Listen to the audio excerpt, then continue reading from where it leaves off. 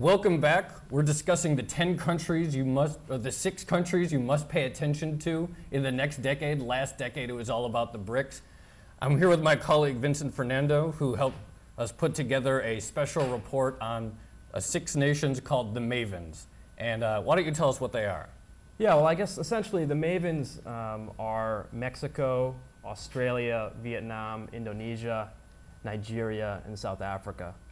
What we were looking for are sort of some of the less appreciated growth stories out in the market, and particularly countries that would actually feed into the growth that's fueling the BRICS. Actually, let's back up one second. What were the BRICS, and why do we have this thing called the BRICS? Well, the BRICS were originally created by Goldman Sachs. They were basically looking to find, what are the sort of the largest growth stories in the world out to 2050. They went through obviously a lot of countries and they came down with 4. I also think it was, part of it is an investment idea. It was also, I think, brilliant marketing in that they were able to create a catchy term which essentially everyone took on board. Everyone uses it now. Sure, they even have, they have benchmarks to follow. There are funds that base themselves on that concept. So yeah, I think there's a lot of validity in the concept of the BRICS, except perhaps for Russia, which I think is kind of an outlier. But at the same time, you have to admit it was excellent marketing. So let's just talk about a couple of the MAVINS nations. Tell me why Australia is in it. Well, I think, again, the key concept that I think we're looking at is that you want countries that are leveraged to global growth. Australia is one of the most blessed countries in terms of commodities. And in that sense, it's literally building China, most directly through iron ore exports, which go into steel, which build all the cities that China needs to build, all the infrastructure. So it's highly levered to that growth. At the same time, while population-wise Australia looks small now, really when you think about it, Australia could be the next US at some point. Right. It's a large country, has a lot of land, has resources. Really what holds it back is simply water shortages. So I'm not saying that's going to be solved immediately, but there's also that long-term story there that theoretically you could have a much larger population there. So theoretically, if they solve the water desalination problem, you could get waves of immigrants from the rest of Asia start to populate the interior of it, and it becomes a population-wise and already huge to an extent, Australia does that now. Right. They actually have a pretty progressive immigration policy where they invite people from a lot of countries, most of them come from South Asia and East Asia, to actually come and live there because obviously there's no shortage of land there. Right. Let's talk about a couple of the other ones that may surprise people. Why is Nigeria on the list?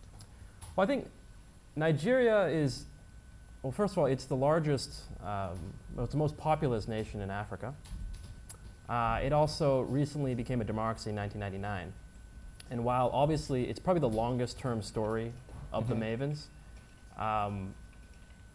there's been a lot of good science coming out of the country in terms of having a government that's actually interested in the economic growth of the country rather than just sort of having a kleptocracy. And sort of fitting with the other countries in the collection, it's extremely rich in commodities, primarily oil. So on that metric, while the rest of Nigeria's economy has a long way to develop, they can actually ride oil for quite some time, use that cash flow to diversify the domestic economy. And in the long run, there's a huge population. So there's a huge domestic. What is the population of Nigeria? It's 220 million people. And what will that be in 2050? I'm sorry. It's 155 million now. It's going to 220, and then I believe 260 around there. All right, so let's talk about one. South Korea was left off the list. And that was one of the ones that Goldman Sachs actually considered in the beginning, right? Yeah. Actually, people may not know this, but the BRICS was actually potentially going to have 2 more countries. They were going to be Mexico and South Korea. We've included Mexico, obviously. I think South Korea, the problem with South Korea is that they've already come a long way. They're already essentially fully developed. Much of the story is over. They'll do very well in the future, but in the next 25 years, they actually have a declining population in the same way that Japan does. So you don't have the explosive growth stories of these other countries. Right. And what are some of the other, so what would you say is like the big takeaway? What to look for in terms of, if you're an investor, what's the key idea here though? Well, I think there's a lot of ways to play countries. It's not necessarily the stock market in one country. So there's also, for example, there's a lot of multinationals that have operations in different countries. I think for some of these markets, say obviously in Nigeria, there's probably limited opportunities for sort of the average retail investor. It's probably more a private equity story right now.